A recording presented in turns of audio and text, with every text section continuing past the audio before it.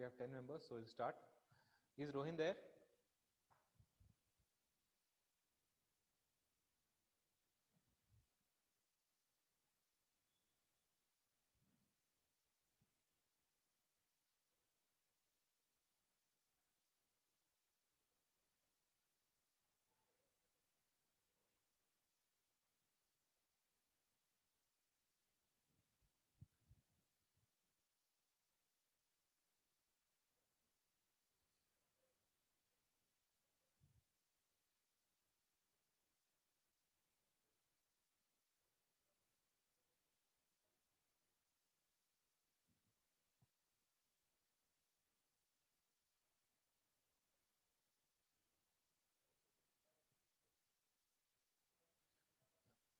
Rohin, are you there? Yes, sir, I am there, sir. Okay. Sir, has a doubt that individual paying the dividend for the Indian company. Okay, I'll clarify first thing. First of all, Yes, any sir. Indian company, if it pays dividend, okay, in India, that income need not be taxed. Yes, sir. Right? I repeat, any Indian company, if it pays dividend in India, need not be taxed. But the condition here is dividend paid by an Indian company outside India. Look at the word. That is taxable. Yes, sir. Okay, except under section 2 subsection 22C. You said about section 22 subsection 1. That is correct. One. Yes, sir. But under section 2 subsection 22C, okay, if any Indian company pays dividend outside India, okay, that income is considered to be earned in India, okay, and therefore it has been considered under special case under section 9, which says it has business connection with India. That is what we have to understand. Yes, sir. Getting it? Yes, sir. Got it, sir. I am surprised that how are others not raising doubts. I think you have studied company law last semester, because this is nothing but company law itself. Yes, sir. We studied, sir. Last time we have law. M.B. Patil, sir, taught us. Last chapter was it, sir. Okay. Fine. Next, we are going to consider income by way of. Sir, I have another doubt, sir. Yes. Sir, there are profit. What we can say that past untaxed profits, sir. Okay. Sir, that amount brought in India, sir, out of past untaxed profit, that what we should do. In which year has it been earned? Year, year is not there, sir. Like previous year, it is not mentioned, sir. Like amount brought in India out of the past untaxed profit. Okay. Then in such case, that income need not be considered for taxation because it is not relevant to the previous year. Okay, sir. Right? We will consider only those incomes which have been earned in the previous year. Okay, sir. Still, if your heart is so big enough that you want to pay tax, you add an entry saying that past tax profits, you add it to your gross total income and you are liable to pay tax. That is if you want to really pay tax. The law says only those particular incomes which have been earned in the previous year, only they have to be considered for taxation purpose. Yes, sir. Right? Okay. Income by way of interest. Okay, so this is under section 9 subsection 1 subsection V. Okay, so income from government authorities. I just want you to read through this and then I'll explain to you income by way of interest. Okay, just go through this first. Excuse me, sir. Yeah. Sir, till what time is this class, sir? 11:30. Sir, till 11:30. Yeah. Hello, sir. Yes, 11:30. Yes, sir. Thank you, sir.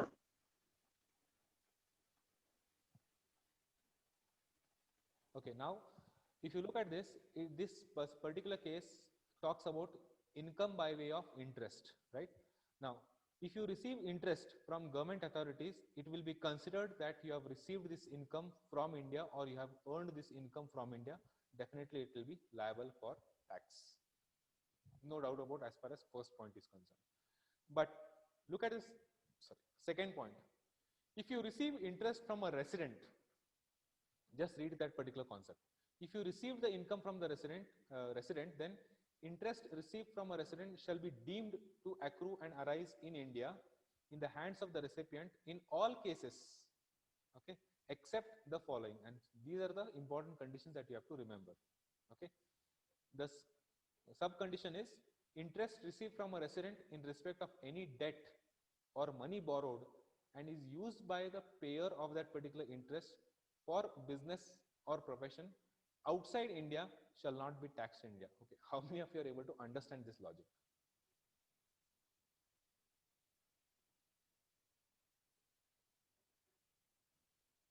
How many of you are able to understand this particular logic? I'll give an example. Let us suppose I have Rashmi here with me, okay, and I have Rohin, I have Dhanashri also with me. Okay, now just a minute. Now let us suppose Rashmi has taken a loan from Rohin, right? Rashmi is a resident, okay. She has taken a loan, okay, from Rohin, and now Rohin has given a loan to Rashmi on the condition that you will have to pay me interest of 10% on whatever amount that I sanction. Let us say that Rashmi is in need of 10 lakh rupees and Rohin gives her 10 lakh rupees, okay, with 10% interest, right? Which means Rashmi has to pay back 10 lakh rupees plus extra 1 lakh rupees, which is nothing but the interest. So thus this 1 lakh rupees, that extra money that Rohin is going to receive, will be her income. Now if Rohin is receiving an income, she is liable to pay tax. Now let us consider whether she is liable to pay tax under this particular section. Now please understand this. Rashmi, who has borrowed money from Rohin, okay, used this particular money for her business. I am repeating, Rashmi has used the money borrowed from Rohin. She has used this particular money for her business, and that business is outside India. Okay, and that business is outside India. In such case, even if Rohin receives that 1 lakh rupees as interest from Rashmi, Rohin is not liable to pay tax, because if you read the last point, okay, that money borrowed by the person, which is used by him for a business, and that business is outside India, such interest will not be taxed in the hands of the recipient in India. That is what the condition says. Are you able to understand what I'm trying to tell you? On the other Yes, hand, sir. if Rashmi has borrowed money from Rohin on same conditions, the only thing is, if that business is operational in India, then Rohin is liable to pay tax on that 1 lakh rupees. But in the previous case that I have told you, since that business is been operated outside India, any interest income that Rohin receives from Rashmi will not be taxed in India. These are some special cases. Clear? Okay. Next condition is also mentioned here. Please go through this. Interest received from a resident in respect of any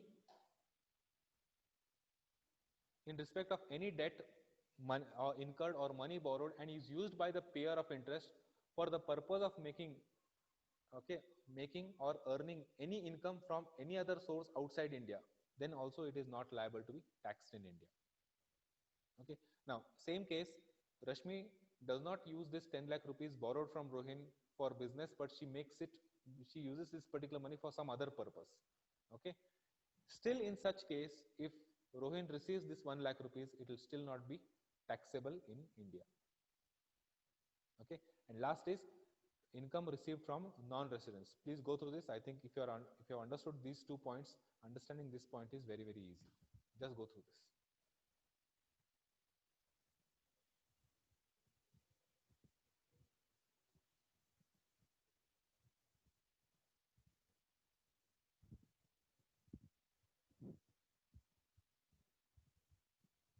So it very clearly says interest received from a non-resident.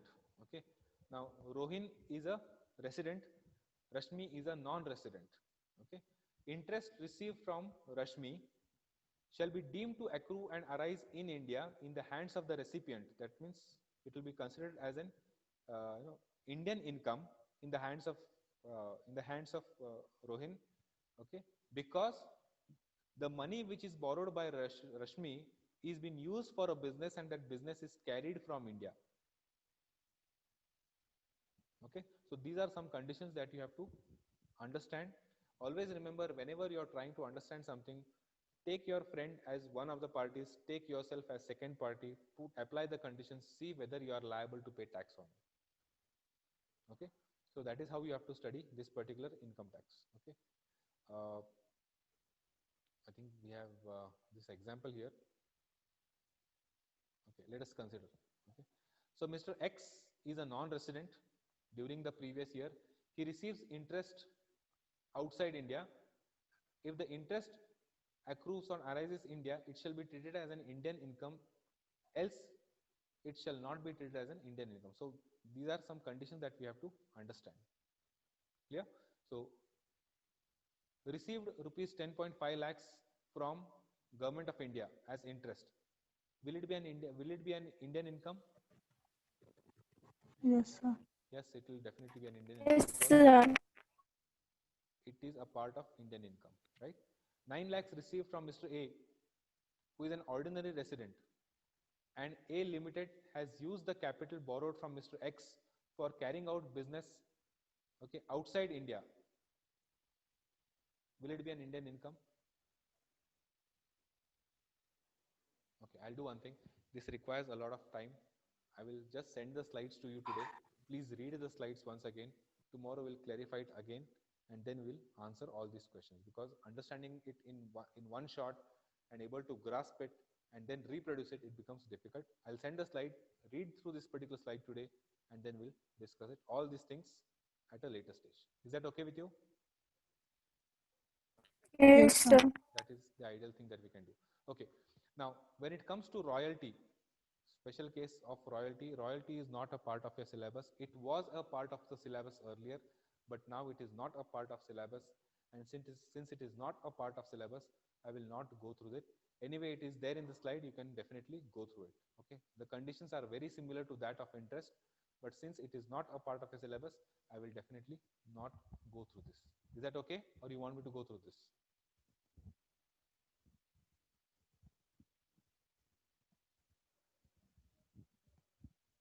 I'm waiting for a No, response. sir. Shall I discuss this, or we'll skip this? This is not a No, part of sir. the syllabus. No, sir. Okay. We come to the last part of this particular unit. We are going to talk about how should we do tax planning. We are going to discuss here. Next, we are going to understand what do you mean by tax evasion. Okay, and then we are also going to, I think that's it. So tax planning and tax evasion is what we have to understand. Okay, now tax planning is nothing but it is a systematic process of legally reducing your tax. I repeat these two words. It is a systematic process, okay, legally reducing your tax liability. That is what we call as tax planning. Okay, so tax planning means devising strategies to minimize tax payment to the government and saving more money to oneself. And the government itself encourages you to make use of certain provisions that are there in income tax, by which you yourself can reduce the tax liability. So we have section 80, the entire section of 80, okay, right from 80C to 80G, we have all the sections, okay, 80U also is there. So all the sections under section 80, we are going to discuss in detail. So if we make proper use of these particular provisions, we can reduce our tax liability by a considerable amount. Also, we can make use of a section called as section 24B. By utilizing or devising strategies under this particular section, we can still reduce our taxes. And what are the methods by which you can reduce taxes? By owning a house, just not owning a house, you have to take a housing loan. So if you take a housing loan, you get the principal benefit also, and you get the interest benefit also. That means whatever principal repayment that you have done in even that money will be exempted from tax, and even the interest that you pay, that will also be exempted from tax. By the way, I hope you have learned in your second semester of financial management loan amortization schedule. Have you learned that? I think Prayag sir might have discussed this. Loan amortization schedule. Yes, sir. Yes, sir. So in the loan amortization schedule, you In, had principal component and you had also had yes, the sir. interest component. Interest. So for that particular year, whatever is the principal repayment that you have done and the interest that you have done, all the amount will be exempted from taxes. Okay. Next, by investing in business premises, certain business premises, making investments under certain heads. Okay. Like if you take a medical insurance, you get a benefit. If you have any dependent person who is handicapped or who is physically challenged, and if you're taking care of that particular person, you get an exemption.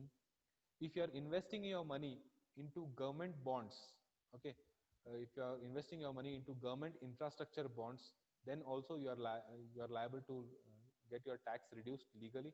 So there are a lot of provisions under section 80, specifically about 80C, 80D, 80DDB, 80G, 80U, 80E, that is your educational loan, 80E. right? Yeah, 80 education loan, right? So all these provisions are available by which legally you can reduce your tax liability. So if you want to do this, it cannot happen overnight. You have to systematically plan for it, and that's the reason we call it as tax planning mechanism. And today we have people who specifically are specialized to offer tax planning services through which you can considerably reduce your tax liability in a legal way. Okay. There are some illegal ways also, that is what we call as tax evasion. Okay. Tax evasion is nothing but it is an effort made by firms, companies to avoid paying taxes by illegal methods. Okay. And what are those illegal methods is what I will tell you. Okay. First of all, illegal method is, you have purchased goods, say 5 lakh rupees. You have purchased goods worth 5 lakh rupees, but the person who is selling the goods to you, he says, I will generate a bill only of 3 lakh rupees. Okay, so 3 lakh rupees of payment you give it by check, the remaining 2 lakh rupees of payment, though I am selling you, okay, you give me cash. What is he doing? Goods worth 5 lakh rupees, actually he is selling you only for 3 lakh rupees. 2 lakh rupees he is creating black money out of it. That is what we call as tax evasion. Here, it is an intentional way of hiding information. It is an intentional way of misrepresenting information by which you can reduce your tax liabilities. For example, okay, you show unnecessary expenses in your profit and loss account. You know you have not incurred those particular expenses, but still you show those particular expenses in your profit and loss account. As a result, what happens? Your net profit reduces. And because your net profit reduces, what happens? You end up paying lesser amount of taxes. So when the government authorities came to know that this is what people are doing, then they said we have to fix this particular problem, right? And how the problem was fixed? The problem was fixed by GST. It says that if you are a trader, okay, naturally if you are a trader, you have to get some material from somewhere and then you have to sell it. So what they did, they put an input tax on it. So naturally when you are purchasing something, you have to pay tax, and see, since you have already paid tax as input tax, you have to recover the tax after selling it, and that is what we call as output tax. Okay, and then they give you a set off. So if people are smart enough to run away from taxes, government is even more smarter to catch you. That is what we call as, okay, the mechanism of why GST came into picture. Of course, there are other things also, much bigger things as to why GST came into picture. Okay, but when people start indulging into such activities of fraudulently reducing their income, such activities are called as tax evasion methods. Okay, and because of that, out of the total population of 1.3 billion of Indian population, only 5% of our population pays tax. Why? Because they indulge into tax evasion policies. And how do they do it? They do it in the form of smuggling. Okay, they do it in the form of customs duty evasion. They do it in the form of, okay, value added tax evasion and illegal income evasion. So there are many things that can be ways and means by which you can evade taxes. For example, okay, if you import a laptop from other countries, it will be taxed in India. It will be taxed as customs duties in India. But on the other hand, if you import a separate screen, if you import the hard disk, if you import the motherboard, if you import the keypad as separate items and then assemble into India, there is no tax on that. Right? So people made a disadvantage or took advantage of the loopholes in the system and started importing only spare parts, and then in India they started assembling all those parts. But if you import the laptop directly, you have to pay tax, you have to pay customs duties. But if you import spare parts, there is no tax on that. So the government came to know about this. So government said immaterial of that, if you declare it, it is a goods. No, it is a goods. So if you import hard disk, if you import motherboard, if you import the screen, if you import the keypad, these are goods. Okay, and if you are importing goods, definitely you are liable to pay tax. So the government is also smart enough now to catch you as to if you are trying to evade the tax. Okay, and the government has also issued stern warnings to the chartered accountants who indulge into illegal practices, that if you do not stop your illegal practices of creating fake accounts, your membership will be cancelled. So this is what has happened in the recent past. So even chartered accountants today are very afraid that tomorrow if they indulge into such activities, they may lose their membership, and once the membership is lost, they cannot practice chartered accountancy. Yeah.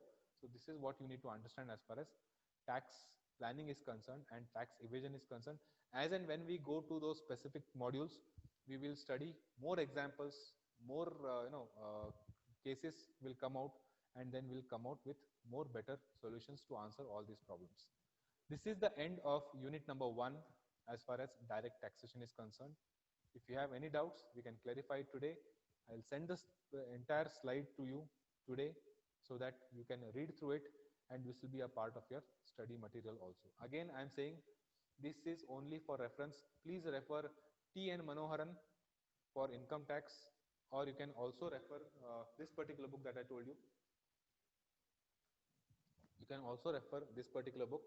Okay, this book is actually approved book for CA intermediate. Okay, CS and CA intermediate. This book is also good for MBA finance, especially for taxation. Clear? So you can refer this particular book, or if you want a simple version of that, you can always refer T.N. Manoharan, or you can also refer Student's Guide to Income Tax by a person called as Vinod Singhania and Kapil Singhania. Okay, so this is what I had to say as far as tax is concerned, as far as unit number 1. From tomorrow, we'll discuss some doubts that if you have, else we'll directly start with the problems. Problems are going to be on residential status, problems are going to be on incidence of income, and problems are also going to be on the composition of residential status and incidence of income. So combined problems will also have to be solved here. So I'm done with the in today's class. If you have any doubts, please raise it. We still have some time. I can solve your queries, and then we'll proceed. I'll stop sharing the screen now. If you have any doubts, please let me know.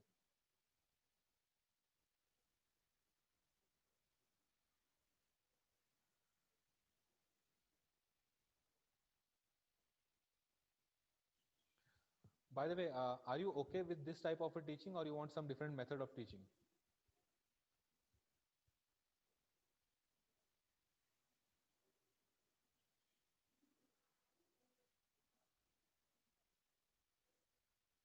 Okay, I got one thumbs up from Murali, Pradeep Gauri, Rohin. Okay. So you're happy, you're comfortable with this particular format of teaching. And anyways, for problems, I will use the Yes, whiteboard. sir. Okay, I will be using the whiteboard for problems. And the same problems are also available on the slide itself. Okay, solved problems are also available on slide, so you can definitely go through it. Yeah. But in tomorrow's class, please sit down with a notebook, a pen and a scale and a calculator. Okay, for solving problems on taxation. Immediately after this class, I will be sending you the notes or the PPTs of this particular entire unit number 1.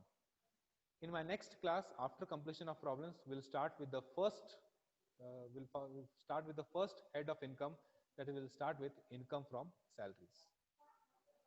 Is that okay? Yes, sir. Okay, fine. So if there are no doubts, okay, we'll shut down the we'll close the class. Okay, since I've already taken more than an hour or so, I think I've taken it for more than 1 hour 15 minutes. Okay, if there are no doubts, we'll shut down. If you have any doubts, please raise your doubts, we'll clarify.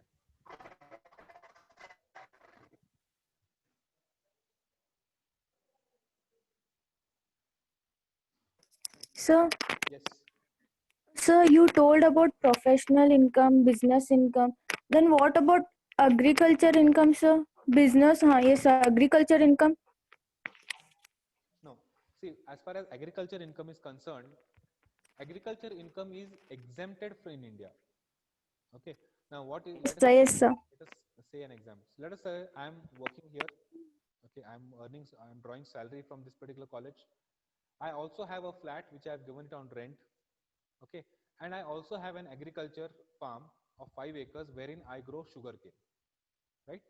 So I am annual basis. I am earning a salary of around 5 lakh rupees or say 7 lakh rupees. I have a rental income by which annually I earn around 3 lakh rupees.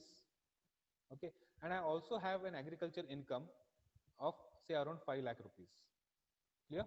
Now, when it comes Yes, to sir. computation of income, I have to take income from salaries, I have to take income from house property, I don't have income from capital gains, I don't have income from profession, don't have income from other sources, but I have income from agriculture. So you add that income first. So 5 lakhs plus 3 lakhs plus 5 lakhs. So my total income becomes 13 lakh rupees. So this is my gross total income. Out of this gross total income, agriculture income is exempted. Okay, under section 10, agriculture income is exempted. Okay, so whatever is your agriculture income, all income is exempted. So 5 lakh rupees is exempted.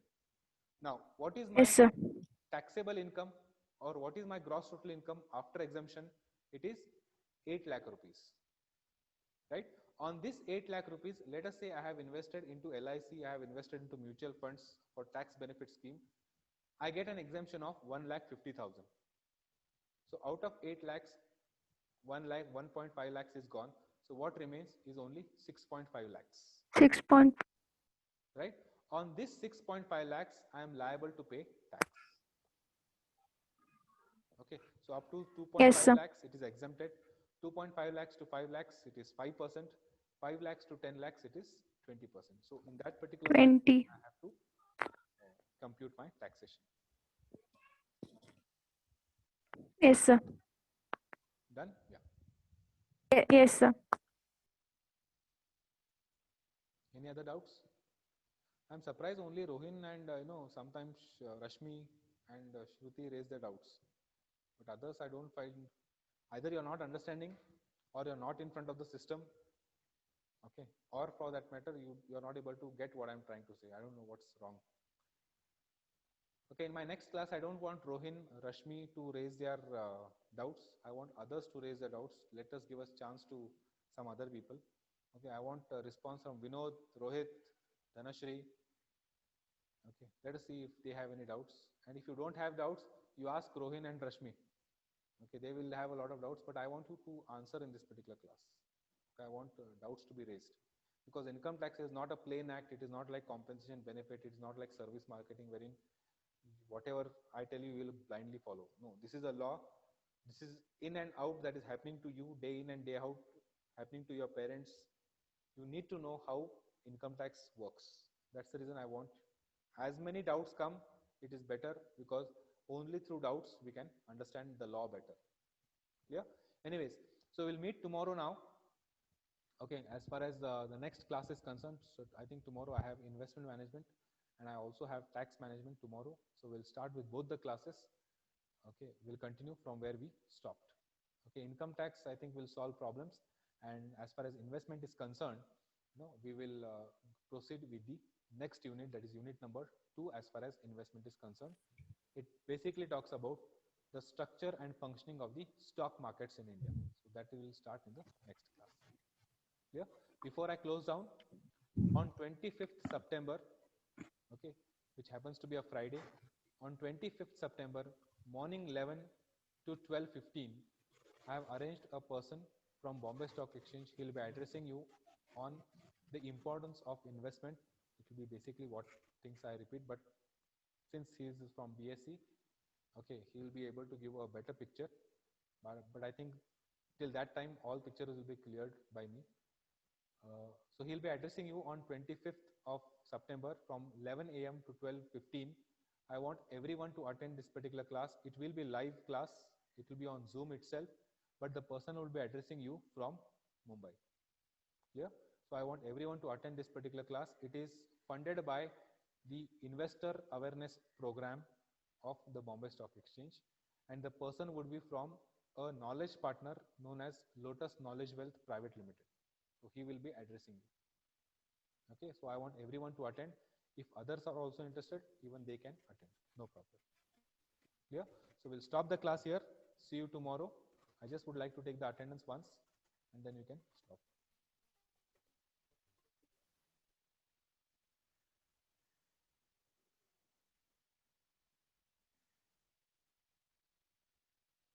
Okay.